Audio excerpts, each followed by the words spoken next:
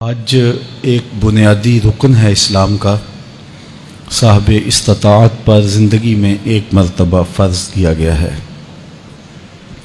اس کا مقصد رضائے الہی کا حصول ہے، اور یہ مقصد ہر حاجی کو مستحضر ہونا چاہیے۔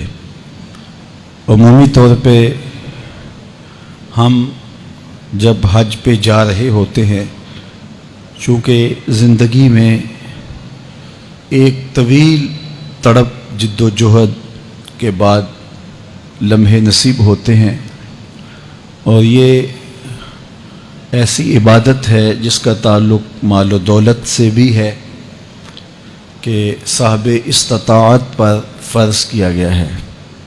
تو جو ہی حاجی حج کے لیے تیاری کرتا ہے تو معاشرے سے داد و تحسین، محبت، پیار اور حسرت کی نظر سے دیکھا جانا، یہ ساری چیزیں اسے حاصل ہوتی ہیں۔ تو اس پر اللہ تعالیٰ کا شکر ادا کرنا چاہیے کہ اس پوری بستی سے، اس پورے محلے سے، پورے خاندان سے اللہ نے مجھے یہ سعادت نصیب کی، تو اور زیادہ جھک جانا چاہیے۔ لیکن تربیت نہ ہونے کی وجہ سے عمومی طور پہ یہیں سے ہی عجب اور خود نمائی کا جذبہ پیدا ہونے لگ جاتا ہے، جبکہ یہ چیز حج کے مقاصد کے منافی ہے۔ اور وہاں جا کر کے بھی حاجی جس طرح سے اپنے حج کو کیش کروا رہے ہوتے ہیں، سوشل میڈیا آنے کے بعد اب تو ایک ایک ادا اپنے ملنے والوں تک پہنچائی جا رہی ہوتی ہے۔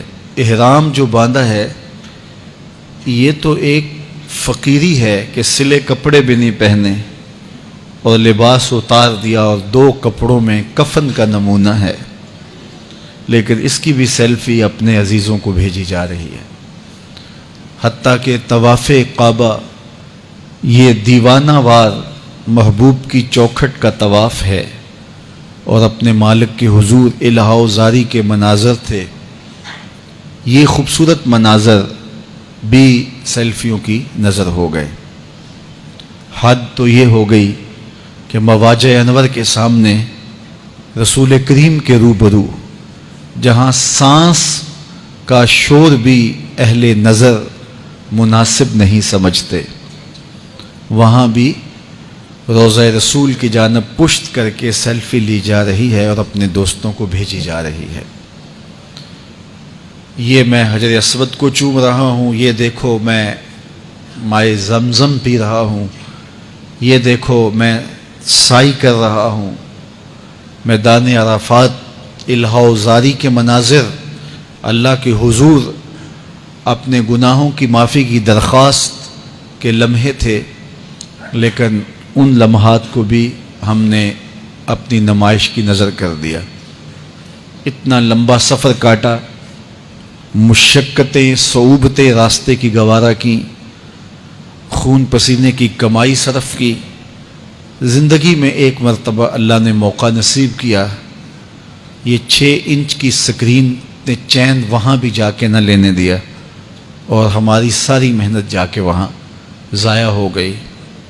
نمائش تو اللہ کو کسی صورت ہی پسند نہیں ہے، تو حج کے موقع پر یہ دیکھنے کو ملتا ہے کہ بس ایک ایک منظر کیپچر کیا جاتا ہے، اور پھر اپنے دوستوں کو بھیجا جا رہا ہوتا ہے کہ یہ دیکھو میں کوہ صفا پہ کھڑا ہوں، یہ کوہ مروہ پہ کھڑا ہوں، یہ طواف کا منظر ہے، یہ ملتزم سے لپٹا ہوا ہوں۔